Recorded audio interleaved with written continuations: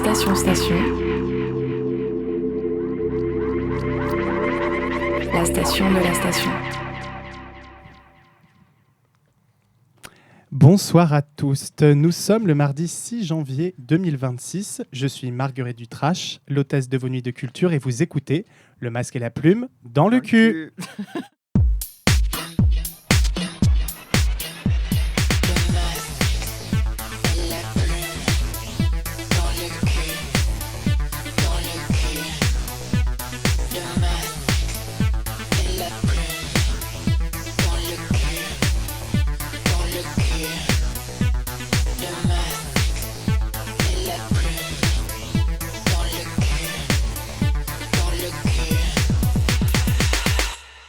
Ça y est, nous sommes en 2026. Le réalisateur hongrois Béla Tarr est mort aujourd'hui, mais la bonne nouvelle, c'est que Nicole Kidman a décidé d'assumer à nouveau ses cheveux bouclés naturels. Dieu merci. On vous souhaite donc une belle année. Et pour bien commencer ce mois de janvier, nous sommes exceptionnellement en studio et sans public dans les locaux de la radio Station à Aubervilliers, la web radio du lieu La Station Gare des Mines, pour un épisode cinéphole, une table ronde critique des films de l'année 2025. Et pour dresser ce bilan cinéma de l'année 2025, nous avons fait appel à deux plumes dans le cul exceptionnelles, puisque des masques, il n'y en aura clairement pas autour de cette table. Avec nous ce soir, la réalisatrice du film Les Reines du drame et autres courts-métrages tels que De la terreur de mes sœurs ou Les démons de Dorothy, notre marraine la bonne fée, puisqu'elle a été la première invitée du Masque et la plume dans le cul. Alexis Langlois est avec nous. Bonsoir. Merci d'avoir accepté de revenir. Non, avec grand plaisir. Et bien évidemment, comment parler critique et cinéphilie sans la contribution d'une cinéaste dont les films et les clips nous enveloppent d'une sensualité mystique. Elle est un puits de référence et on avait eu le plaisir de la recevoir dans Le Masque et la plume dans le cul au mois de juin dernier à l'occasion du festival du film de Fès dont elle était membre du jury. La réalisatrice Laurence Saint-Gaudens est autour de la table. Bonsoir.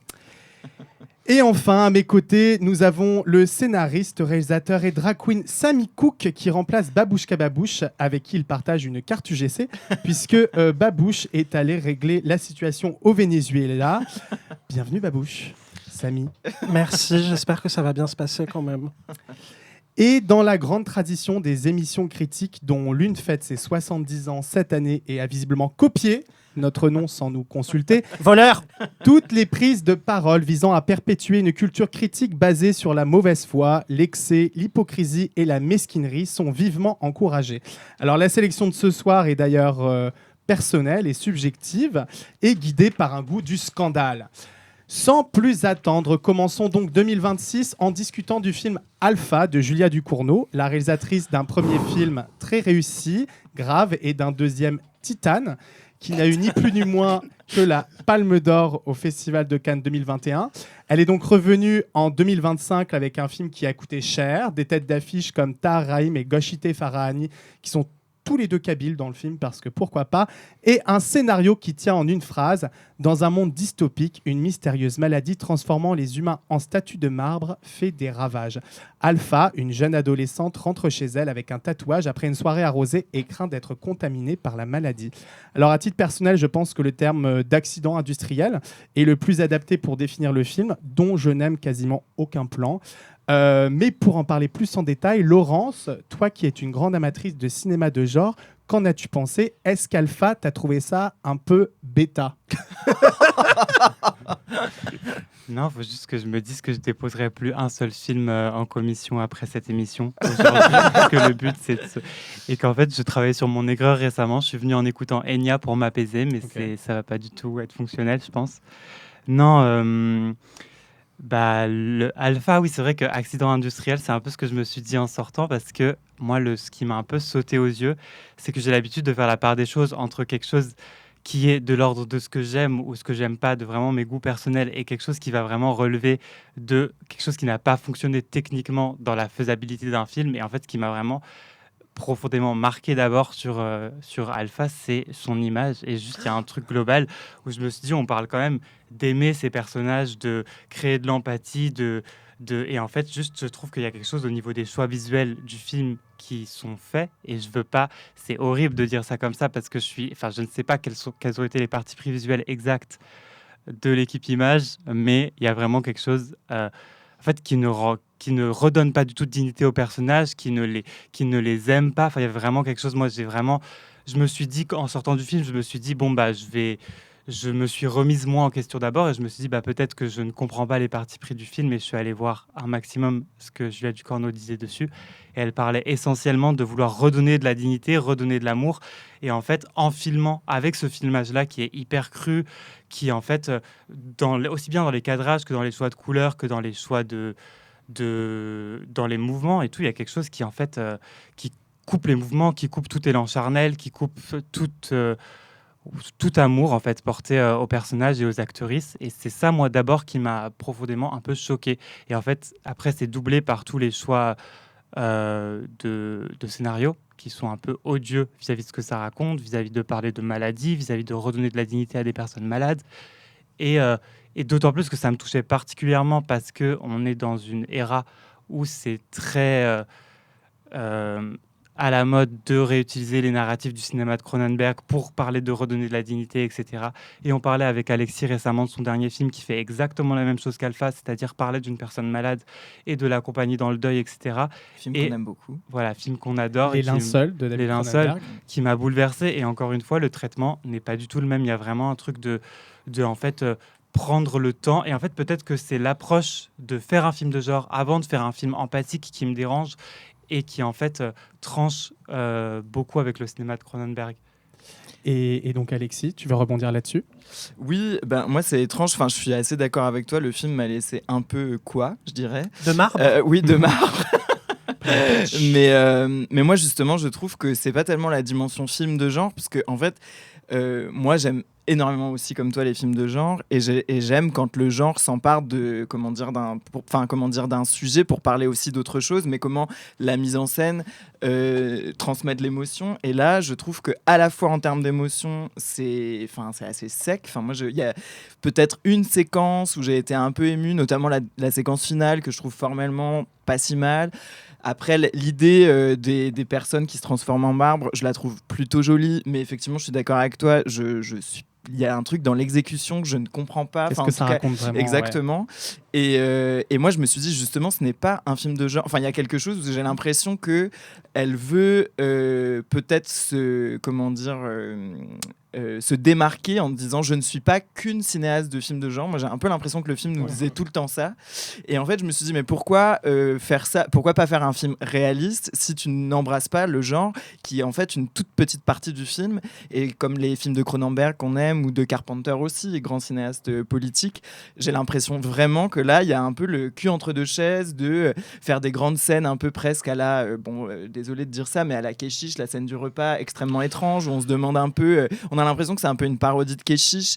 Et ouais, non, je comprends pas. Et ensuite, donc voilà, moi, il y a un truc qui m'a laissé quoi, je savais pas ce que je regardais, et parfois, ça peut être intéressant de pas savoir ce qu'on regarde, mais là, il y a eu des moments de gêne, et aussi, évidemment, alors voilà, désolé de faire la queerette un peu militante, etc., mais quand même, pourquoi s'approprier cette histoire-là ? Pourquoi mettre des personnes kabyles ? Pourquoi mettre aussi la métaphore du sida ? Pourquoi parler de ça ? La séquence dans la boîte de nuit ?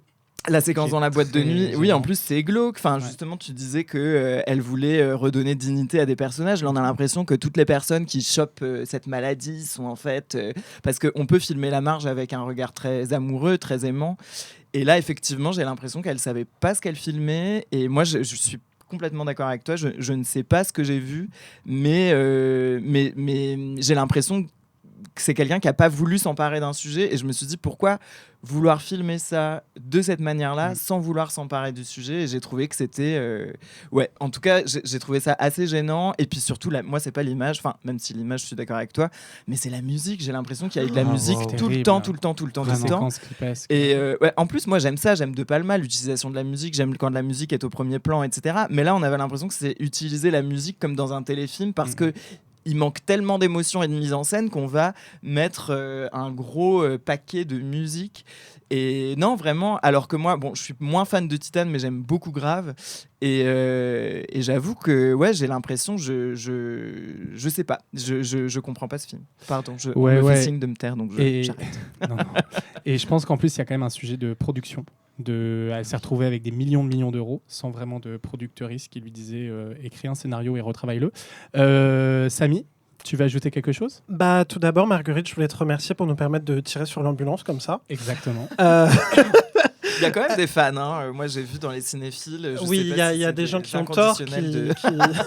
Non, mais moi, je trouve qu'il y a des gens qui sont capables d'aimer une idée d'un film plus que le film. Ah oui, Et t'as dit que ce film a coûté des millions et qu'elle a fait un peu ce qu'elle voulait. Moi, j'ai du mal à comprendre qu'elle a fait tout ce qu'elle voulait et elle a fait ça. Parce que déjà, c'est moche comme tout. Tu parlais de téléfilms, mais vraiment, j'ai vu des téléfilms France 3 beaucoup plus beaux que ça. Alors que malgré tout le respect que j'ai pour France 3, on n'y va pas pour la beauté du truc. Moi aussi, j'avais beaucoup aimé Grave, même si Titan m'avait un peu laissé de marbre. Ouais. Et du coup, je lui reconnaîtrais quelques élans qui m'intéressaient.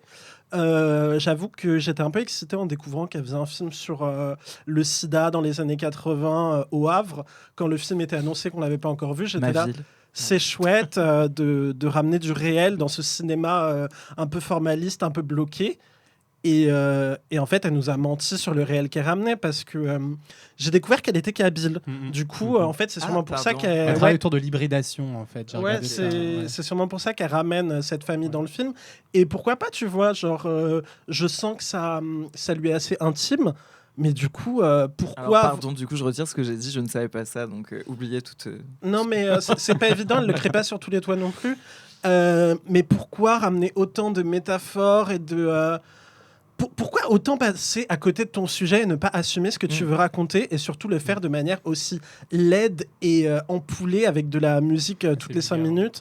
Moi, je trouve qu'il y a qu'une scène qui est vraiment réussie, c'est la scène de la piscine. Oui.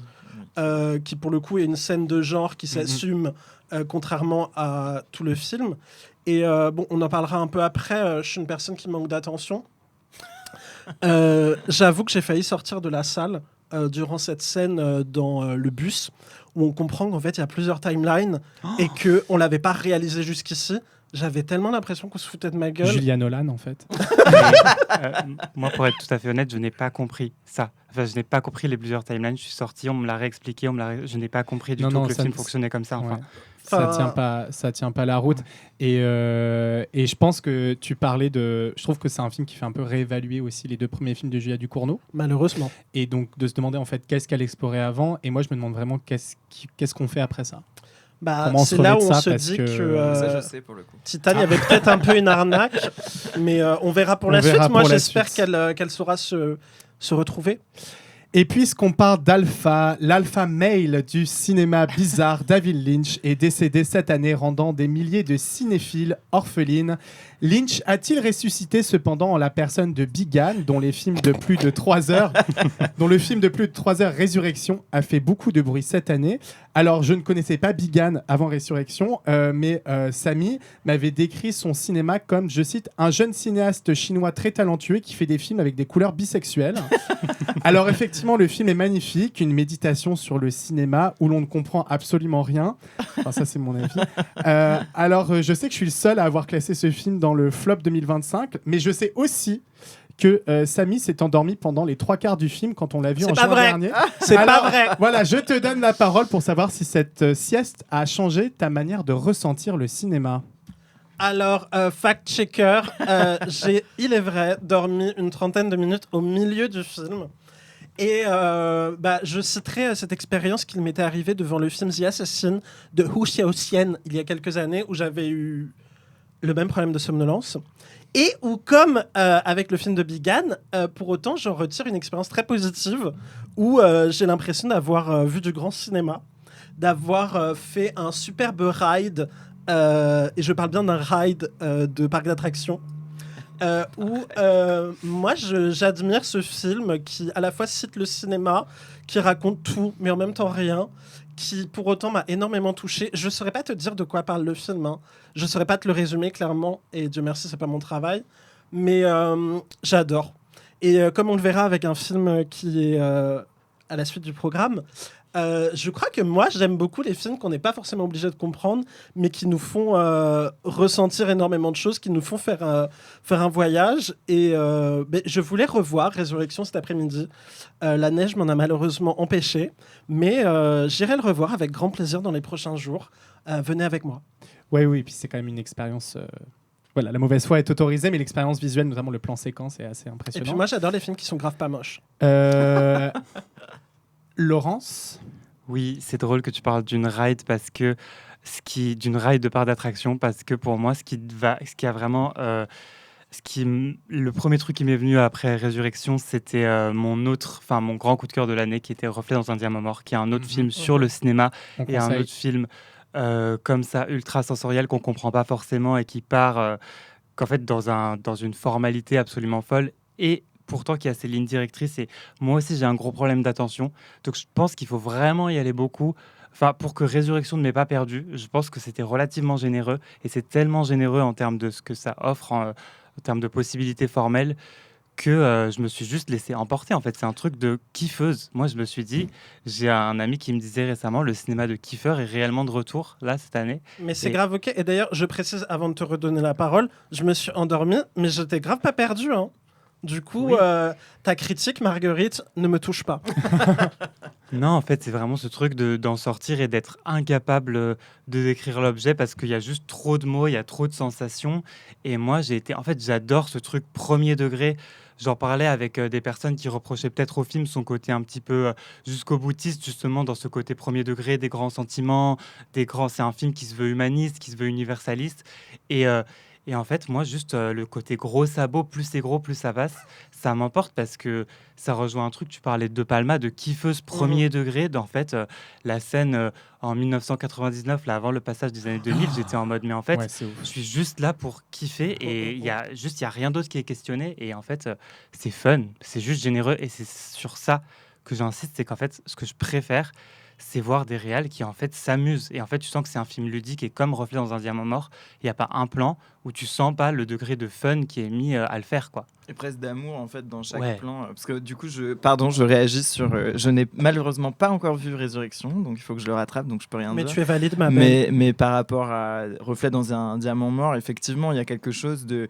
En fait, ce que je trouve intéressant, c'est quand le formalisme, il transmet des émotions et c'est assez rare aussi, parce que moi, j'avoue que j'aime le récit aussi, mais quand des formes arrivent à créer des émotions, comme Reflet dans un diamant mort, c'est pour ça que du coup, j'ai envie de voir Résurrection. Mais moi, j'ai aussi entendu que justement, c'était assez froid, donc je suis très curieuse après pas votre. Bon, bah voilà, donc je vous redirai quand on fera le prochain top l'année prochaine. Top Juste flop. Marguerite, si je peux me permettre de rajouter quelque chose, dans cette histoire de on est perdu, on comprend pas ce que ça raconte, j'avais aussi l'impression que le film avait presque perdu la censure chinoise, parce qu'au milieu du film, tu as une intrigue clairement gay qui est passée, et c'est super étrange. Enfin, vous avez vu des films chinois gays récemment, à part le film lesbien de l'année dernière, là? Après, il est sorti là-bas parce que c'est Il aussi est un sorti peu- là-bas, il a Oui, marché. oui, il a grave marché. Il ouais. a ouais grave marché Ouais. là-bas, ouais. Ah, wow. Ouais, et puis il y a. En fait, moi, je crois que ce qui m'a un peu aussi mis à l'écart, mis à l'extérieur en arrivant dans le film, c'est aussi tout le discours que avant même Oui, que le film oui. soit sorti, c'était génial, c'était le nouveau Lynch, etc. Et donc moi, j'ai aussi vu un peu un truc de bandeur de cinéphiles. Et non mais tu vois. Et donc moi, je trouve Faut que dire c'est- kiffeur, j'ai- apparemment. kiffeur, pardon. J'ai un truc de ça me sort un peu de l'expérience quand j'arrive comme ça, on me dit c'est génial et j'ai un peu l'impression que les gens prévoient de voir que c'est génial et j'irais peut-être le revoir en fait parce que en sorte, nous on l'a vu juste après Cannes lors des reprises de Cannes. Et moi, j'ai vraiment eu le senti de voilà, on se regarde, on cite, on cite, on cite, on cite. Et c'est vrai que Reflet dans un diamant mort est une autre expérimentation autour de la référence du cinéma que je trouve vraiment extrêmement ludique et très très plaisante. Laurence, tu vas ajouter quelque chose? Je voulais juste ajouter que oui, moi la première, ayant ce tempérament d'être en premier lieu, aigri forcément avec tous ces retours, je me suis dit bon bah je suis prête à détester parce que ça m'énerve et en plus moi l'idolâtrie autour de Lynch et tout ça me tendait mais en fait j'étais parti, je voulais juste parler de son film d'avant, Un long voyage à travers la Chef-d'œuvre. nuit, où en fait il y a l'une des plus belles scènes de cinéma que j'ai vues de ma vie, que je souhaite à tout le monde de voir en salle, qui est une scène de tyrolienne où en fait tu as un personnage qui passe d'un monde à l'autre dans une tyrolienne et le temps s'arrête et il y a un truc de mise en scène complètement fou, genre ça dure peut-être 5 minutes ce plan-là, un plan séquence sur une tyrolienne, bref. Faudrait trop qu'on fasse un remake là C'est à Cergy ou à Créteil qu'ils ont fait Une tyrolienne géante. Ouais. Oui, t'as raison. Créteil Soleil. Oui. J'ai vu les vidéos. Ouais, Valérie Pécresse, ouais. Merci à Je- elle. Ça serait bien de faire un podcast dedans, dans Ouais. les wagons. Ouais. Grave. Je pense que Valérie, si ça lui apporte de la visibilité, elle donnera des sous. Apparemment, elle écoute le masque et la plume. C'est sûr, c'est fait pour elle. Et puisque je sais d'expérience que certaines personnes autour de cette table font des afters, quelle n'a pas été ma surprise lorsque j'ai découvert que notre panel était en désaccord sur le film sensation techno-déglingue de l'année, Sirat, du franco-espagnol Oliver Laché. Un film que j'ai trouvé en termes d'expérience justement et d'écriture dramaturgique très marquant. Un croisement entre Mad Max Fury Road et Le Salaire de la peur. Oui. Et qui contient une scène qui fait basculer le film dans une autre dimension. C'est d'ailleurs peut-être un peu une des faiblesses du film que tout repose sur cet effet de choc et d'accumulation et de retournement de situation qui s'essouffle un peu à la longue. Qu'on ne spoilera pas. Qu'on ne spoilera pas. Ah oui. Au début, je voulais grave la spoiler, mais Babouche m'a dit non, c'est une question de principe. Ok. Bon. Alors, Toute ma critique Alexis... tourne autour de ça, pardon. Écoute, à tes risques et périls, moi je suis pour. Très bien, très bien. Alexis, et si vous voulez pas être spoilé, coupez pendant 5 minutes et reconnectez dans 5 minutes. Alexis, je crois que tu n'as pas trop aimé l'expérience en terre inconnue d'Oliver Laché. Non, bah moi je voulais même pas parler de ce film, j'avoue, je ne comprends pas le phénomène autour de ce film-là. C'est un film, et d'ailleurs je suis contente parce que quand même quelques personnes autour de moi ont vraiment détesté autant que moi le film. Mais surtout, moi j'ai trouvé, en fait déjà, c'est un peu comme ce que tu disais, comme tout le monde me disait que ça allait être formidable, etc. L'univers des teufs, moi j'adore voir des scènes de fête au cinéma, mais je trouve que généralement c'est quand même assez, parce que là c'est pas vraiment un after d'ailleurs, c'est plutôt une teuf, en tout cas le film s'ouvre sur une teuf. Dans le désert marocain. Oui, et moi je trouvais vraiment que c'était filmé comme encore France 3, mais là France 3 Région, France 3 Cévennes, tu vois, et je me suis dit, voilà. Et non, et je me suis dit genre mais c'est pas possible, est-ce qu'il est déjà allé dans une teuf de sa vie, etc. Moi vraiment j'ai trouvé que c'était là pour le coup vraiment laid. Je trouvais ça très énervant. Il y a quand même en plus il a une sorte de fascination morbide pour les personnes handicapées. Il y a quand même une personne qui a un moignon et il s'est dit que c'était vraiment une grande idée de lui mettre un t-shirt Freaks, le film de Todd Browning que j'adore. Et en fait j'avais l'impression que c'était un film de petit malin et je sais pas, ça m'a vraiment agacé. Et donc j'allais de séquence en séquence et j'étais un peu atterré de séquence en séquence de tout. On avait l'impression qu'il voulait nous choquer et en fait, en plus le film commence avec c'est le fleuve qui mène du paradis à l'enfer qui s'appelle le Sirat, voilà. Et je me suis dit déjà tu poses les couilles sur la table, je déteste quand les gens arrivent, il y a quelque chose de vraiment pas du tout humble dans ce film, et donc ça m'a vraiment, déjà rien que la première citation, j'avoue que ça foutait grave la flemme, donc j'ai vraiment pas, je rentrais avec avec quelque chose de, j'étais déjà pas sûr d'aimer. Et ensuite effectivement, il y a eu deux choses qui m'ont agacé. Déjà, c'est la première, parce que je sais que les gens, notamment les critiques internet, critiquent beaucoup le jeu des actrices françaises. Et moi, c'est vraiment quelque chose auquel je suis assez... je fais toujours attention à ça, mais j'ai aussi l'impression que les gens confondent jeu et naturalisme. Et en fait, je me dis, il peut y avoir des jeux complètement antinaturalistes qui sont des très bons jeux. Ça dépend aussi de comment on met en scène les actrices. Et là, c'était une tentative naturaliste. D'ailleurs, je ne dis rien contre les actrices parce que je pense que c'est surtout de la faute du réal, mais qui sont dans une espèce de un truc faussement documentaire. C'est pour la plupart des actrices non professionnelles, et ça ne marche pas. Et moi je me suis dit waouh, pourquoi les gens qui sont si qui critiquent tout le temps le jeu des actrices assez férocement, pourquoi là tout le monde adore ce film et personne ne dit rien sur le jeu des actrices qui pour moi je trouve absolument indigent. Et surtout il y a ce truc où en fait c'était trop, et il y a un moment où il y a cette scène que moi je trouve d'une indécence folle. La scène qui fait et en fait je suis parti. Donc je suis parti après ça. Je me suis dit s'il fait ça, parce qu'en plus on le voit venir vraiment gros comme une maison. Et donc t'as pas du tout été choqué de manière un peu si, j'ai été grave choqué, mais je le sentais venir. Mais c'est comme il y a quelque chose, il joue un peu avec ça, et je me suis dit vraiment si tu fais ça c'est hyper gratuit, et après tout le monde dit genre oui c'est nihiliste, nanana, ça parle du rapport à la mort. Je me dis non, on a vraiment l'impression d'un je suis moi-même nabote non mais d'un ado attardé qui pense avoir des grands discours philosophiques, alors que moi j'ai trouvé le film vraiment bête. Et en plus, pour juste terminer, À la fin, visiblement, les gens qui n'ont pas aimé m'ont dit que c'était quand même de pire en pire. Et là, je fais un mini spoil. Quelqu'un a dit genre ça, je sais pas, la musique, ça tabasse ou ça explose et elle explose sur une mine. Oui. Et là, je me suis dit genre what, enfin tu fais vraiment ça premier degré, la musique explose et du coup enfin bon bref. Moi, je trouve ça d'une bêtise folle et franchement, je comprends pas la hype autour de ce film. Pardon, je sais que suis c'est pas pas mon allé tour, mais je ressens le besoin Si en plus c'est ton tour. de répondre à la critique par rapport au nihilisme. Moi, je pense pas que ce soit un film nihiliste. Je pense que c'est vraiment un film qui parle des Blancs qui quittent l'Europe pour aller faire la teuf et pour se retrouver, mais en fait, il n'y a rien à retrouver. Bah alors attends, juste je fais une mini parenthèse, désolé, je te Y a coupe, pas de mais souci, ma belle. en fait, je suis désolé aujourd'hui. Est-ce que c'est vraiment sur les 3 babos? Parce qu'en plus, là, on parle pas des Blancs expats qui sont riches, qui sont dans des riads, je sais pas quoi. Là, on parle vraiment de 3 babos qui font la fête dans un camion. Je me dis, vu le monde comme il va aujourd'hui, est-ce que c'est vraiment ces gens-là sur qu'il faut faire exploser dans le désert?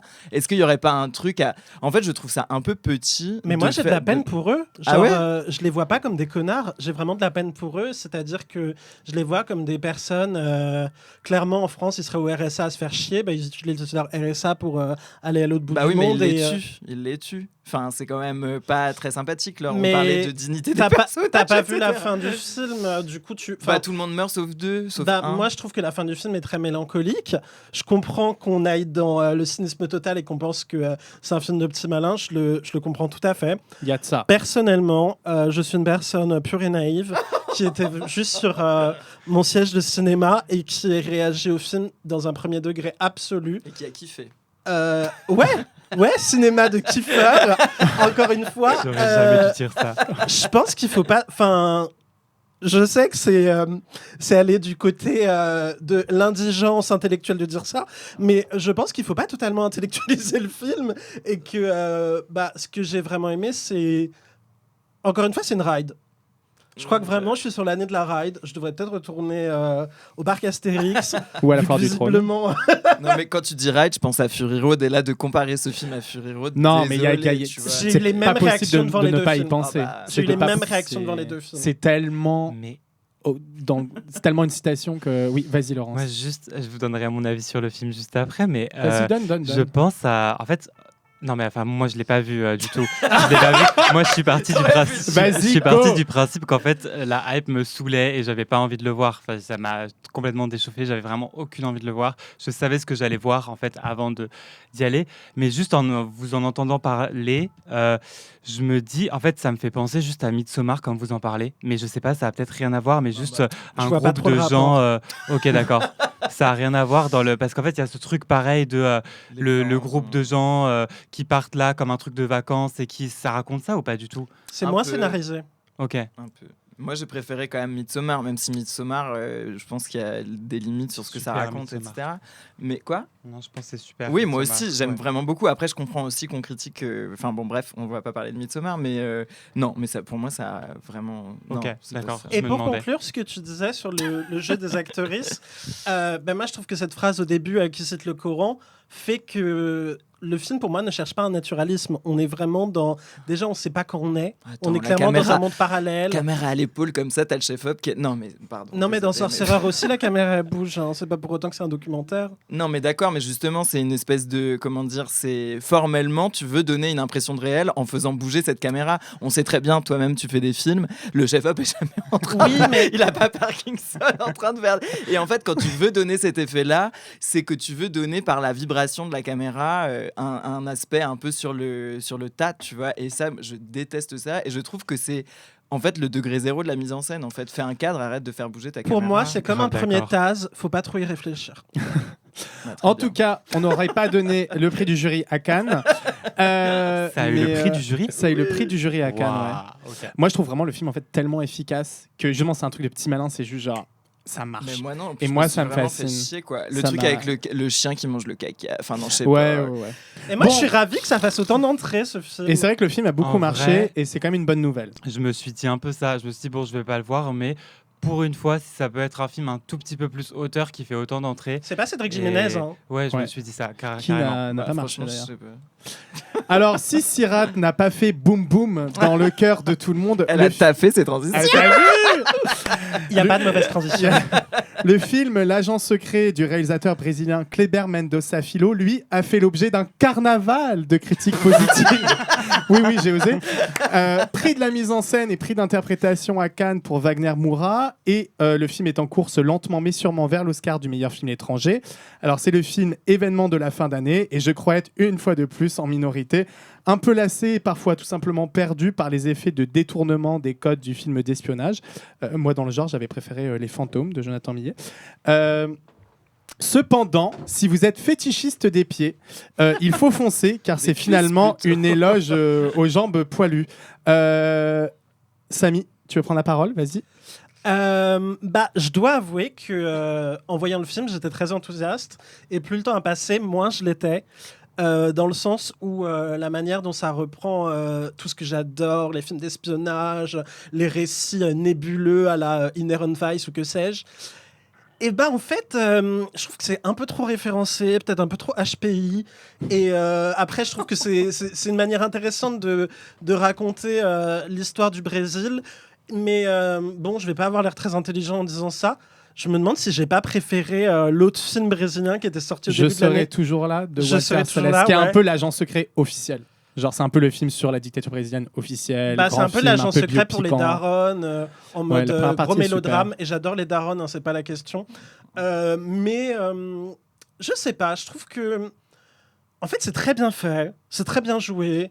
Il y a des bonnes couleurs, mais j'aurais voulu que ce soit un peu plus nébuleux. J'aurais voulu qu'on me perde un peu plus. J'aurais voulu qu'on aille plus dans le bizarre, dans le mystérieux, ou qu'on aille plus dans l'émotion. Là, finalement, c'est un film qui m'a pas tellement ému, qui est très bien fait. Je vais pas le critiquer. C'est dans les meilleurs films de l'année. Mais Voilà. next, quoi. Alexis. Non, moi je suis pas du tout d'accord. Enfin, en tout cas, pour moi, je crois que c'est un de mes films. Moi, je suis pas trop friande des tops, je sais jamais. Enfin, maintenant, merci Letterboxd et tout, on peut voir ce qu'on voit, puis surtout que ça se mélange avec les autres films plutôt de patrimoine et tout qu'on voit dans l'année. Mais en tout cas, franchement, L'agent secret, déjà, j'avais beaucoup aimé. J'ai pas vu celui qu'il a fait avant Bacurau. Mais moi aussi, juste pour conclure, en Ouais. fait, j'avais beaucoup plus aimé ces films d'avant. Je pense que c'est pour ça que je suis un peu déçu. c'est comment notamment justement celui avant Bacurau, pardon. C'est beaucoup plus fou et beaucoup plus Oui, cinéma moi ça d'exploitation. j'ai adoré. Et ça, j'avais vraiment aimé. Et celui juste avant, C'était un documentaire.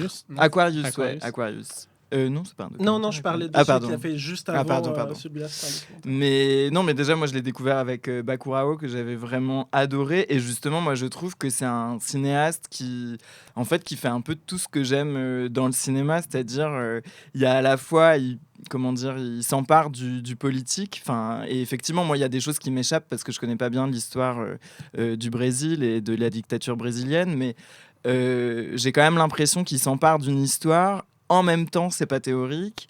Et il va explorer des choses formelles, notamment de se réapproprier un certain cinéma d'espionnage, etc. Mais pas que. Et aussi, pour moi, là où je suis pas d'accord, c'est qu'il y a vraiment de l'émotion. Et en fait, j'aime comment le film, justement, on parlait de générosité. Moi, pour moi, j'ai l'impression que c'est un cinéma hyper généreux et en fait je crois que c'est ça qui aujourd'hui manque un peu, enfin je sais pas si ça manque, mais en tout cas je trouve que justement pour moi c'est l'anti-Sirat. Je trouve qu'il y a un côté presque comment il s'appelle, Ruben Östlund là, et en fait moi là j'ai l'impression que chaque visage qu'il filme, d'ailleurs c'est complètement fou, c'est qu'on se souvient de tous les personnages, notamment il y a une personne qui a une scène, celle qui enregistre finalement les enregistrements qu'on entendra plus tard au présent.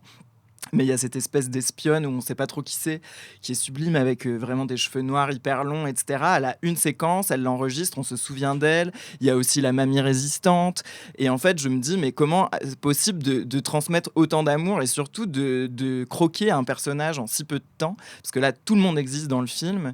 C'est très impressionnant pour ça. Il y a vraiment une galerie de personnages. Bah oui, il y a une galerie. Et on se souvient de tout le monde. Très identifié. On se souvient de tout le monde. Et voilà. Et puis juste, l'ouverture du film est magnifique.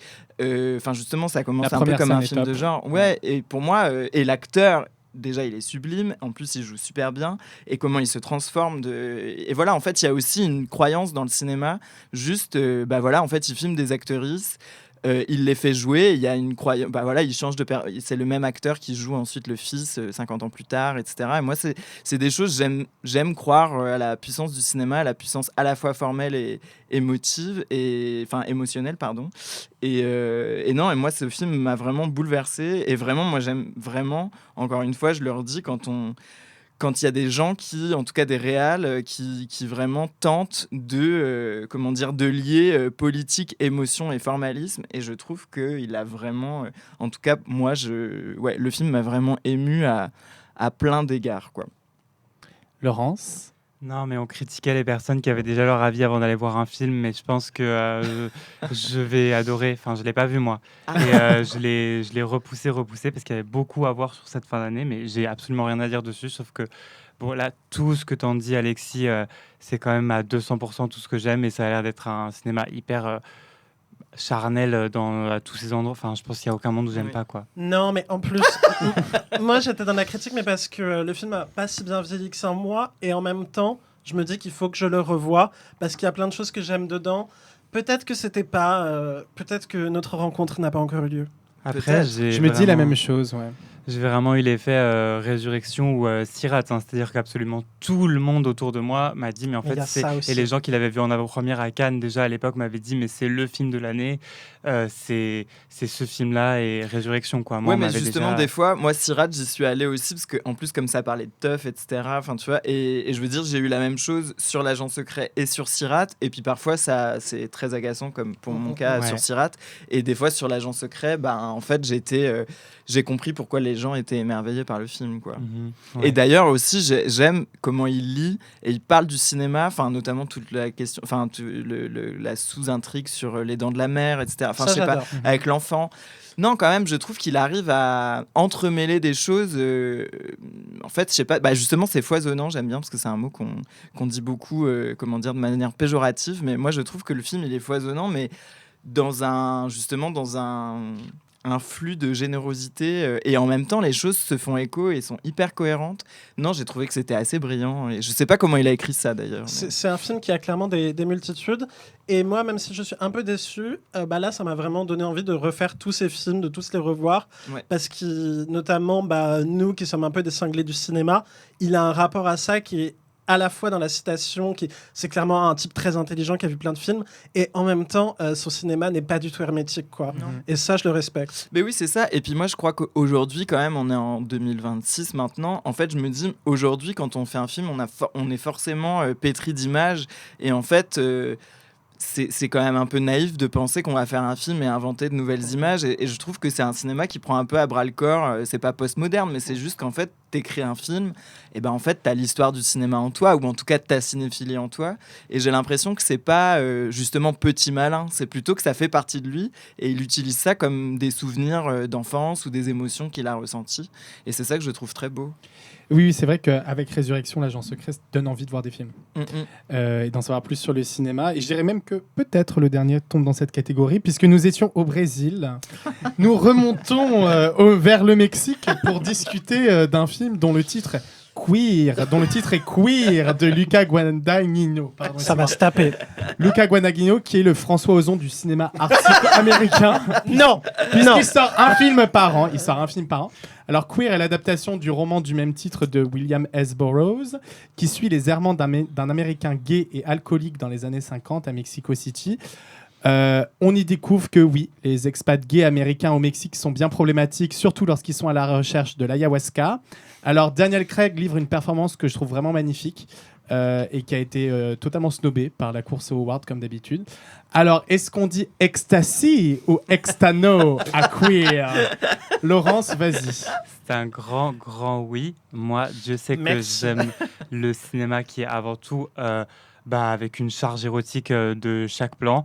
Si je devais juste résumer, le truc qui m'a vraiment sauté aux yeux, c'est que c'était peut-être la première fois depuis très longtemps, en tout cas avec ce budget-là, avec un budget aussi conséquent que j'avais vu une scène de sexe aussi longue, aussi bien filmée, aussi sensuelle, avec du vrai désir partout, en fait, à tous les endroits, je sais pas, il y a un truc d'être avec les personnages en prenant enfin c'est un film qui se veut complètement intérieur. Donc on parlait de David Lynch, je trouve que c'est un film qui est hyper lynchien dans sa temporalité très mentale. Putain, là je parle vraiment comme le masque. Mais Non, Dans le cul. dans le cul. là j'ai enlevé la plume. Mais ouais, non, en fait, moi, je me suis pas posé de questions à partir du moment où, bah oui, ça se veut. En fait, là, je vais reprendre encore ça, mais vraiment une grande kiffeuse. C'est-à-dire que le truc, le film, il infuse comme, je sais pas, un truc de perfusion lente et hyper, comment dire, fiévreux, sensoriel. Enfin, moi, j'ai été attrapé. Je me suis pas du tout ennuyé, mais j'ai été prise par ce truc érotique. En fait, juste la charge érotique, elle a primé sur tout. J'avais pas vu ça depuis très longtemps. Ouais, tout à fait. Avec quand même la scène de trip sous ayahuasca qui est... Et leur corps se mélange. Mais les corps se mélangent, il y a quand même des scène, visions d'images qui sont utilisées, comment ils ont... Bah, c'est très impressionnant. c'est une idée de mise en scène folle. Ouais, c'est une des plus belles idées de cinéma de l'année pour moi. Et d'ailleurs, j'ai trop envie de faire un pont. Vas-y, fais un Mais pont. en fait, j'en reviens encore à mon bébé de cette année, Reflet dans un diamant mort. J'adore que certaines des plus belles scènes tournent autour du motif de la peau, comme un truc complètement élastique et détournable à l'infini. Et en fait, c'est deux manières différentes. Dans le film, Ouais, et c'est juste ça se rejoint et ça veut beaucoup dire de pourquoi j'aime autant les deux. Samy? Moi, d'habitude, je suis pas forcément un kiffeur pour tout ce qui est les films de gros baisers. Mais là, je trouvais qu'il y avait une telle mélancolie qui était associée à tout ça que ça m'a vraiment pris, quoi. Après, j'ai lu le livre que j'ai trouvé très dur et qui m'a pas forcément plu. Enfin, c'est un livre très intéressant, mais je pourrais pas dire que vraiment il m'a plu.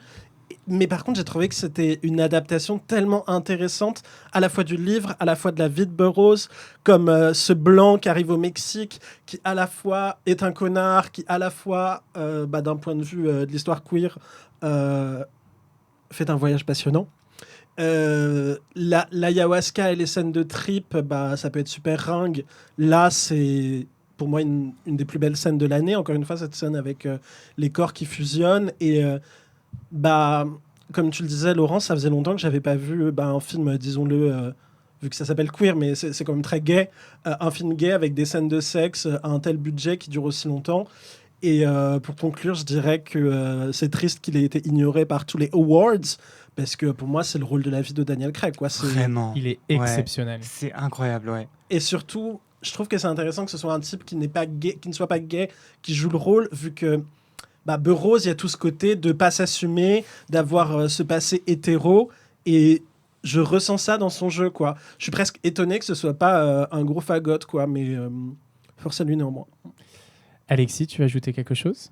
Ouais, moi, en fait, j'ai pas grand-chose à dire sur ce film parce que quand on avait préparé cette émission, parce qu'on a un petit peu préparé, j'avais dit genre, ah non, no way, pas queer, etc. En vrai, je suis complètement d'accord avec vous sur tout ce que vous venez de dire, enfin, presque tout. Notamment, effectivement, les scènes de sexe, je les ai trouvées vraiment incroyables et les deux acteurs sont assez fous. Après, je trouve que le film est... En fait, je pense que c'est... Il y a quelque chose de l'impensé, justement, sur le... Enfin, en fait, j'ai l'impression que c'est quand même un peu con d'avoir pris ces acteurs-là. Justement, moi, je suis pas tout à fait d'accord sur Daniel Craig, même si je le trouve assez étonnant dans le film. Mais j'ai encore l'impression que c'est un film de studio qui veut montrer des PD et qui sont obligés de prendre des straights. Et je me dis, genre, franchement, on est en 2000... c'était 2024-2025. Et je me dis, je sais pas, il y a un truc que je trouve comme si pour qu'on puisse voir ces scènes-là, il fallait forcément mettre une star, etc. Et je sais pas, je trouve ça un peu dommage. Et puis aussi la question d'évincer la violence. Enfin, désolé, je vais me faire la woke de service, etc. Mais il y a quand même tout le rapport à sa femme. Enfin, en fait, c'est quand même horrible ces scènes, etc. Et en fait, je me dis, c'est marrant c'est étonnant de pas prendre en charge des choses qui sont si contemporaines. Et je me suis dit. En fait, là, c'est comme s'il y avait... J'ai l'impression qu'il n'y a pas réfléchi parce que ça ne l'intéressait pas. Et c'est dans le film. Il y a vraiment le retour du refoulé de ça. Pour moi, c'est dans chaque scène, ça revient dans le film. On le voit dans le film. Mais je suis conne, mais... Et pour finir, je trouve que c'est intéressant d'avoir pris James Bond pour jouer ce personnage, en fait. Ouais, mais en fait, est-ce que c'est pas un truc encore de petit malin ? Ah, on va prendre Arnold Schwarzenegger et lui faire jouer une grosse star loose. Non, mais je sais que c'est pas Arnold Schwarzenegger, mais je veux dire. Tu forces. Non. Je sais pas. Laurence. J'ai très envie de mettre des grosses lunettes pour répondre à cette question et de dire, en gros, je trouve que c'est intéressant parce que c'est un film qui se pose vraiment sur le fait de mettre en scène une relation PD par le prisme du fétiche, mais vraiment dans un sens un peu, je suis désolée, je vais être vraiment la grosse conne de service là, mais dans un sens vraiment hyper littéraire. Et en fait, je pense que c'est Laura Mulvey qui écrit beaucoup sur la question du fétiche et qui dit qu'en fait, des fois, le fait de mettre en scène quelque chose de un désir, une sensualité, quelque chose de l'ordre de l'impensé, par le prisme du fétiche, ça le rend 20 fois plus fort émotionnellement. Et là, dans le sens, je veux dire, dans le sens... C'est quoi le fétiche en dont fait, tu parles ? dans le sens de le fétiche de cette relation hyper virile, hyper pédée, avec le corps de tout ce que en fait, tu viens de dire, Alexis, tout ce qui est projeté sur le corps de Daniel Craig. En fait, je pense que c'est un film Ouais, mais qui... justement, c'est pas lui qui est l'objet de regard. Pardon, c'est pas lui qui est l'objet de regard. Je veux dire, en fait, Quand pour même. moi, ça aurait été... Enfin, l'objet du regard, c'est quand même lui qui est fasciné par ce jeune mec. Mais et d'ailleurs, c'est- ce jeune mec, ça marche. Mais justement, là, pour moi, c'est une sorte de tata vieillissante. Je sais pas à quoi ressemblait... merde, l'auteur du... Le nom m'échappe. Rose, pas. il était assez Rose. laid. Bah voilà, et en fait, il y a quand même un truc de... même pour... après, c'est pas comment dire, dans une vérité documentaire, mais je me dis, il y a quand même aussi... Ce qui est en jeu dans le film, d'ailleurs, il y a l'autre ami qui est censé être un peu moche. D'ailleurs, c'est un personnage dont on pourrait parler aussi, parce que je trouve pas que ce soit... Enfin bon, peu importe. Mais en tout cas, il y a quand même ce truc de... c'est quand même un jeune qui a un désir pour un vieux, et en fait, il te met quand même une bombasse, etc. Et je trouve qu'il y a un truc très hollywoodien. Je dis pas que le jeune mec pour qui il a du désir... D'ailleurs, c'est un peu ça qui est raconté. En fait, c'est plutôt un hétéro qui... Enfin, Moi, je pense qu'il y a justement, il y a aussi un truc un peu méta sur Hollywood, sur la facticité. Enfin, c'est tourné à Cinecittà, en studio, toute l'esthétique est quand même vraiment fake, c'est hyper criard. oui, c'est très Et carte donc moi, postale, j'ai trouvé mais- qu'il y mais avait qu'est-ce aussi qu'il en quelque chose fait ? Moi, je trouve d'assez que je sais pas intéressant ce qu'il en sur fait de ça. Mais de je- queeriser vraiment une forme de studio hollywoodien. Moi, j'ai vu aussi Bah, ça vraiment. là-dedans. Et ça, j'ai trouvé ça hyper intéressant Bah oui, et mais fait on de est manière... plus au euh, moment mais du je te code conseille- ACE, tu je te- vois. Enfin, je veux dire, il faut regarder les films avec recul. Enfin, Bah- en fait, j'ai l'impression que c'est tellement des trucs qu'on a déjà fait il y a 50 ans. Je suis grave pas d'accord. Ah bah si. Mais grave Enfin, pas, moi, bah, je suis justement pas avec cette dimension sexuelle, justement pas avec cette charge de désir et ce regard justement sur le passé, cette charge de justement venir contourner une référence, venir la reprendre et justement sur la faisabilité et le côté hollywoodien et tout. Je vous conseille vraiment son interview, le truc de Combini, la vidéo club où en fait c'était la première fois que je voyais un cinéaste sur un budget de cette échelle parler autant en détail de comment justement il prolonge sa vision de ses envies par tout le côté faisabilité, quoi, faire ça en studio de cette manière. Et il explique tout, en fait. Pourquoi il a voulu le faire comme ça, pour raconter ça, Après, pour j'avoue, je le raconter... trouve pas passionnant. Peut-être que ce- c'est aussi ça. Oui. Et puis, il a vraiment une filmographie qui est... c'est un peu fou qu'il sort un film par an qui va un peu dans tous les sens avec des thèmes qui sont récurrents, mais il passe de Challengers à ça, c'est quand même assez... D'ailleurs, moi, je voulais quand même C'est vachement rajouter intéressant, quand que son dernier film, After the Hunt, qui est sorti directement sur Prime, c'est vraiment de la merde et il faut pas le regarder. C'est Eh très bien, problématique, très gênant. Merci Très pour bizarre. cette non-recommandation. Et pour terminer, parce que c'est aussi juste mon actrice préférée, une de mes actrices préférées, et que c'est moi qui donne la parole, Nicole Kidman a joué dans Baby Girl cette année. Alors, objectivement, un film mauvais, si ce n'est presque navesque, où elle joue une boss lady de la tech qui se fait soumettre sexuellement par son stagiaire joué par Harris Dickinson. Pas déplaisant sur le papier, surtout que le terme putassier est vraiment un compliment dans ma bouche d'habitude. Mais là, ça marche pas. Voilà. Donc plutôt que de parler de ce faux film à la Paul Verhoeven, ma question au panel est plutôt celle-ci. On en pense quoi de ce tournant productrice de Nicole Kidman qui met son nom pour soutenir des jeunes réalisatrices, surtout des femmes, dont c'est parfois le premier film qui en fait sont tous plus ou moins des enquêtes autofictionnelles de Kidman qui interrogent son corps, son rapport à la chirurgie et à l'image que l'industrie du cinéma a créée d'elle. Laurence, je crois d'ailleurs que tu as ton petit mot à dire dessus. J'ai mon petit mot à dire. Encore une fois, je vais en profiter pour faire une petite parenthèse vers une autre chose que j'ai aimée cette année. Mais cette année, j'ai découvert la collaboration de Marlène Dietrich avec Steinberg, où en fait, il y a 5 films. Voilà, Alexis, je sais qu'on est sur cette... et où en fait, Dietrich redéfinit complètement ce que c'est qu'une actrice, le visage d'une actrice, le corps d'une actrice, et surtout à quel point elle est émettrice de comment son rôle est écrit, tout ça. Et en fait, je viens de me faire la réflexion à l'instant que est-ce que c'est pas un petit peu quelque chose qui est en train de se passer avec la carrière de Kidman déjà et déjà en fait dans les années 90 avec tout ce qui se passe autour de son visage, enfin ce qui se passe j'entends dans ma tête quand je vois son visage sur l'écran, pas mais en fait il y a vraiment un truc de l'ordre de pour moi une actrice qui devient concept d'une actrice, et encore une fois je suis vraiment les grosses lunettes sur le nez en disant ça, mais en fait ouais, elle dépasse je trouve qu'elle interroge vraiment en étant émettrice à l'écriture, parce que je sais qu'elle fait aussi beaucoup de retours d'écriture sur les rôles qu'elle joue, et D'ailleurs, elle productrice. écrase quand même un peu les films aussi, parce qu'elle est vraiment sur tous les plans. Ouais, Elle non, laisse mais très vraiment. peu, elle laisse Et très en peu fait, c'est respirer génial. les Et en fait, autres acteurs. C'est génial. Donc, mais Baby Girl n'a pas un plan qui équivaut à l'ambition des 5 films de Sternberg et Dietrich. Oui, c'est ce que j'allais dire, Mais- parce que tu compares, mais en fait, elle a pas trouvé son Sternberg. Non, vois, non, c'est et clair. C'est un peu ça qui est dommage, mais C'est clair que en plus les deux ont toujours appuyé sur le fait que c'était une collaboration et que c'était pas l'un sans l'autre et oui, tout. c'est Donc, ça, c'est ça. mais- Et puis elle aussi, ce qui est assez beau, c'est comment Dietrich, elle parle de la lumière. Enfin, tu vois, elle dit Oui. préparer un plan, c'est comme préparer une scène de crime. Enfin, tu vois, il y a vraiment quelque chose Mais- de aussi de la fabrication de son image. Et moi, je la trouve moins méta. Enfin, en tout cas, peut-être moins consciente Non, de c'est ça. vrai. Nicole Kidman. Mais dans Baby Girl, c'est vrai que ça va assez loin, même de ses En précédents fait, films, c'est carrément la scène de chirurgie. Il y a vraiment c'est vraiment un double, quoi. En fait, c'est qu'elle conscientise. Je suis complètement d'accord Mais avec je pense toi, qu'elle Alexis. propose pas un regard artistique Oui. vraiment. Oui, je sais pas à quel point D'ailleurs, c'est tu parlais de conscient. Verhoeven, mais ce serait trop bien Bah en oui. fait, qu'elle Mon tourne rêve. avec Verhoeven. Ce serait une collab. Mais c'est qu'elle elle conscientise beaucoup en fait qui elle est. Enfin ouais, c'est juste. Et il y a de l'argent aussi, beaucoup, Ouais. quand même, d'ailleurs. Ouais, avec Julia Ducournau. Ouf. Samy, tu veux dire quelque chose ou pas? Moi, je trouve ça très intéressant, la carrière de Nicole Kidman, comme une carrière d'actrice qui écrit un peu sa vie. Mais j'avoue que Baby Girl, c'est la limite. Enfin, je trouve que, notamment en termes de représentation de la sexualité, ça n'a aucun intérêt. J'ai pas beaucoup aimé le film, mais Pillions, le film gay, là. Qui est Tu pas vois mal. ce que c'est une vie kinky. Enfin, dans Baby Girl, le truc le plus kinky, c'est qu'elle se prend une fessée et qu'on lui dit good girl, quoi.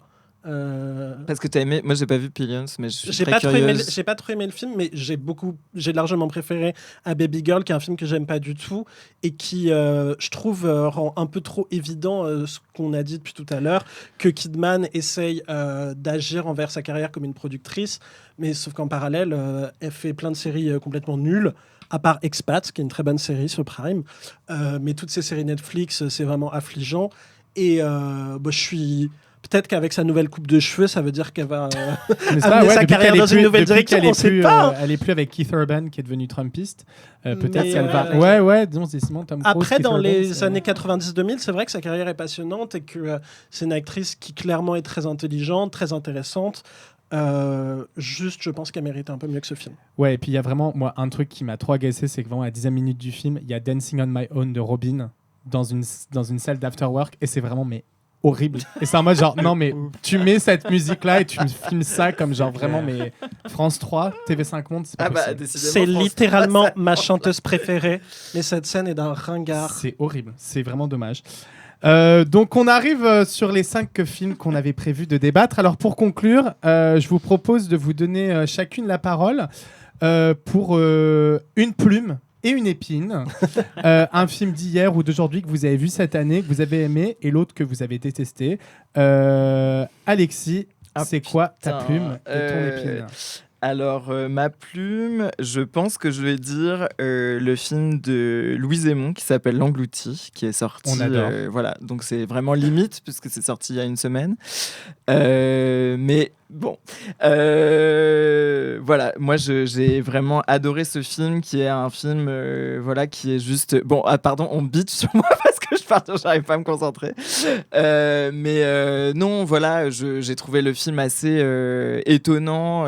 Justement aussi sur le désir, comment une personne va pleine de pétrie de bonnes intentions, essayer de, parce que ça se passe en 1900, essayer d'apprendre le français à des gens dans un village dans la montagne des Alpes, je crois. Non. je sais plus, si des Alpes, voilà, qui parle le patois et puis finalement comment les choses vont pas tout à fait fonctionner puisque ben voilà, en gros, elle est pleine de règles et de choses et elle va se confronter à un monde qu'elle connaît pas et je trouve que le film il est assez brillamment mis en scène et aussi l'image est absolument formidable de Marine Atlan. Mais je ne suis pas du tout objective. Un très beau film sur la tradition, la modernité, la rencontre et le clash que ça provoque. Exactement. Une épine. Et une épine, et ben du coup je regarde mon Letterboxd, pardon. On enlève Avatar 3 parce que c'est une évidence. Non, mais en plus moi j'ai, alors même si trop c'est hâte de le complètement, non, bah, en fait je crois que je vais pas mettre d'épine parce que on a parlé de The Schwartz que j'adore aussi, mais en fait je crois que je vais parler d'un autre film que j'aime beaucoup parce que je ne suis qu'amour. Bien sûr. Du coup c'est Aimer perdre des frères Guit. Un film belge. Voilà, que j'ai vraiment... Enfin, belge, je crois qu'ils sont quand même français, mais bref, j'ai vraiment adoré et j'ai trouvé que c'était un film assez fou qui, visiblement, est fait avec pas grand-chose et il y a une idée de mise en scène à la seconde. C'est un film complètement déjanté. Non, pardon, Déjanté. Bienvenue sur France Inter, ça y est, on est sur France Inter. Voilà, je sais pas, mais je sens que ça me stresse la fin et voilà. Ok. Samy, une plume et une épine. Alors moi, ma plume, ce serait un film qui est un peu passé inaperçu, qui s'appelle La mer au loin de Saïd Amish. Tout à l'heure, Magnifique. on est bien d'accord. Très beau film qui est passé vraiment inaperçu. Ouais, tout à l'heure, on parlait de L'Agent secret comme un film qui utilise le cinéma pour un peu rendre la dignité et réécrire l'histoire brésilienne. Bah, La mer au loin fait ça pour l'immigration maghrébine en France dans les années 90. Immigration qui a vu mon père venir en France. Du coup, pour moi, c'est un sujet assez intime. Mais le film, à la fois, ne rate pas son mélo et toutes ces scènes bouleversantes. Et en même temps, utilise vraiment le cinéma. Enfin, il y a des scènes qui, moi, m'ont fait penser à vraiment du Francis Ford Coppola, du Parrain, du tout ça. Et j'ai trouvé que cette ambition était très salutaire pour un film français qui n'avait pas peur d'avoir l'ambition de raconter toute une génération, de raconter tout un peuple en moins de 2 heures. Et Anna Mouglalis est magnifique. Et d'ailleurs, Anna, si tu nous écoutes en direct, on t'attend dans Le Masque et la plume dans les Par pitié, Anna. Anna, Enfin, s'il je te dis plaît, grave, viens. Bah, si tu viendras, si elle s'il vient. te plaît. Anna, viens, on a besoin de toi. Et une épine, peut-être. Alors, moi, je choisis de garder mon épine et de ne pas faire de recommandations. Comme pour Alpha, j'ai pas peur de tirer sur l'ambulance qui est I Love Pérou de Raphaël Quenard. Ne me demandez pas pourquoi j'y suis allé. Vraiment. La réponse est que ça durait que 1 heure. Du coup, je me suis dit, au moins, je pourrais en parler. Et je suis en train d'en parler. C'est vraiment d'une médiocrité abyssale de A à Z. Le film dure 1h10. J'avais pourtant envie de sortir de la salle au bout de 25 minutes. Raphaël Quenard est détestable. Le nombre de blagues sur le viol, le nombre de blagues misogynes, le nombre de blagues racistes. Ça ne raconte rien, ça n'a aucune ambition. C'est médiocre. Et je ne célébrerai pas la médiocrité. Très bien. On célèbre pas. Laurence. Alors, j'étais en train de me demander si j'allais garder une épine ou pas, mais en fait, j'ai envie juste de n'être qu'amour. Donc, je vais parler de 2 films que Let's j'ai go. aimés, gentil. parce qu'il y a beaucoup de choses où mon aigreur... voilà, je pourrais mettre Dis mon tout de suite aigreur que à- je suis un connard. Mais du coup, il y a Coup tes voix que j'ai vu, qui a été une sortie plus mais oui, confidentielle que confidentielle Mais ça, il faut que je- sur l'histoire d'un petit garçon qui passe des vacances d'été chez sa grand-mère en Guyane et qui en fait rêve de faire du tambour et du coup c'est un film sur la musique et sur l'envie de faire la musique et sur du coup les rêves et le fait de rêver et du coup d'être confronté au deuil parce que du coup il est confronté à au deuil d'un autre garçon un peu plus âgé qui vient de mourir, qui faisait du tambour aussi. Il y a des scènes absolument sublimes. Je crois que c'est un premier film. Et c'est un premier film, je vais pas mentir, assez imparfait, mais en fait tellement beau dans ses imperfections, qui a un rapport au fantastique qui est moi celui que je préfère, parce qu'il y a vraiment 2 choses que j'aime, le cinéma érotique et le cinéma fantastique, mes 2 obsessions. Et du coup, c'est trop beau. Il y a vraiment comme ça des scènes en apesanteur sur fond de musique ambiante et néon dans la nuit. Et il y a des scènes aussi avec comme ça le jeu qui part en presque impro. Je ne sais pas si c'est de l'impro ou si c'est écrit, mais il y a notamment une scène de voiture. J'en dis pas plus, mais Bref, absolument. c'est un documentaire. Hein. C'est un docu. Oui, C'est un docu. Oui, mais sous forme ultra fictionnelle. Ouais, mais je crois qu'il y a. Enfin, remarque peut-être qu'ils ont rejoué des scènes et tout. Moi, c'est ça qui m'a troublé devant le film. Ouais. C'est que j'en suis sorti, j'ai vu que c'était un documentaire et j'étais là. Ok. Ouais. Mais il y a un Mais jeu c'est sur ça la que je forme qui est trouve hyper- passionnant. Oui, c'est ça que je trouve hyper beau. C'est justement, il y a un rapport au réel. Enfin, c'est tout est. Pour moi, ça sonne. Enfin, c'est un film fantastique presque de A à Z, quoi. Et du coup, mon autre coup de cœur, je le garde, je l'oublie en temps réel. Ah non, c'est un film qui s'appelle. Et je te regarde, Alexis, parce qu'il faut vraiment que tu le vois. Je pense que je sais pas si tu as vu passer ça. Rats. C'est un Non. film qui est genre juste sorti sur les services de streaming et qui a pas Ah, du tout C'est fait le truc australien. Ouais, Ah je mais crois. si, je l'ai vu. Tu l'as vu, le truc Ouais, en mode ouais, bien ultra sûr. Un camp peu les yeux sans visage. Ah non, pas du tout. C'est Ah pas merde, ça, non. pardon. Non, Raté. Rien à non, voir. c'est pas ça. Ah bah non, Complètement zinzin, un espèce d'objet pop, genre on dirait un cartoon avec des plans. En fait, je veux rien dire, mais il y a un plan dedans. C'était la première fois de l'histoire du cinéma que je voyais ce plan-là être fait. Ah. Et genre un plan en mode genre où la limite du camp elle est outrepassée, mais et la limite du bon goût et tout. C'est un film en fait où ça pourrait être une sorte de vidéo YouTube comme ça, complètement explosive, complètement pop, et pourtant ça garde sa dimension profondément filmique, un film de cinéma. C'est ouf. Tu trouves ça où? C'est ça, c'est incroyable. Et c'est dispo sur un site, je sais plus sur quoi je Tu l'avais peux vu. peut-être nous donner le nom du réalisateur ou de la réalisatrice? C'est de qui, Alexis? Maxwell Navelansky et Carl Fry. C'est Ok. complètement fou, vraiment. Ok, merci beaucoup pour ces plumes et son épine. Et je termine en conseillant 2 films positifs aussi, parce que je ne suis qu'amour et que j'ai tellement été négative. Non, mais vous me jetez sous le J'ai été bus là! négative. Alors, je conseillerais le film Un poète de Simon Messa Soto, un film colombien qui raconte un poète alcoolique en perdition qui est dans une espèce de maison de poésie qui enseigne et qui prend sous son aile une jeune adolescente qui habite dans les favelas. Et en gros, il tombe un peu en fascination face à ses poèmes et elle se fait totalement manger, avaler par les institutions culturelles colombiennes. Et donc, c'est un film assez subtil sur la famille, la poésie et aussi sur le colonialisme culturel. Et puisqu'on parle de colonialisme, je conseillerais aussi un film qu'on a failli mettre dans les films à débattre, qui est un film qui pour moi est vraiment très important cette année, Soundtrack to a coup d'État du bel Joan Grimond-Prez. Je pense qu'on est plusieurs ici à avoir Tout à beaucoup fait. aimé le film. Exactement. C'est un grand film. Il raconte les dessous de l'assassinat du chef d'État congolais communiste Patrice Lumumba et l'ingérence américaine au Congo par les États-Unis, notamment l'utilisation de la CIA des stars de jazz africaine-américaine des années 50 comme Louis Armstrong, comme outil clé du soft power pro-USA contre la montée en puissance du communisme et de l'indépendance du Congo. Donc l'ironie de l'histoire, c'est qu'on enregistre littéralement 3 jours après l'intervention au Venezuela par Donald Trump. Donc il y a vraiment des échos du film avec le présent qui sont très déroutants, Intervention qu'on dénonce d'ailleurs. qu'on dénonce. On Depuis condamne. notre petite position. Donc voilà, c'est un film qui est extrêmement riche en termes d'expérimentation formelle, en termes de travail de la musique, en termes de narration et qui est vraiment essentiel historiquement.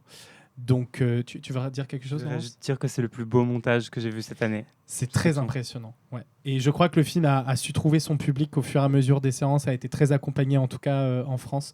Donc c'est vraiment important de le voir. Donc c'est ainsi que se termine cet épisode spécial Cinéphole 2025 du Masque et la Plume dans le cul.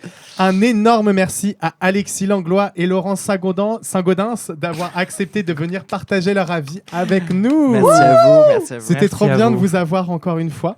Un grand merci à Station et son équipe de nous accueillir si généreusement dans ses locaux. Merci. Merci. On vous donne rendez-vous le lundi 19 janvier à 20h30 au bar Les Souffleuses pour un nouvel épisode du Masque et la Plume dans le cul où nous recevrons l'autrice Chloé Delhomme, Icône. icône. Bon début d'année à tous et n'oubliez pas, la vie est toujours plus belle avec une plume dans le cul.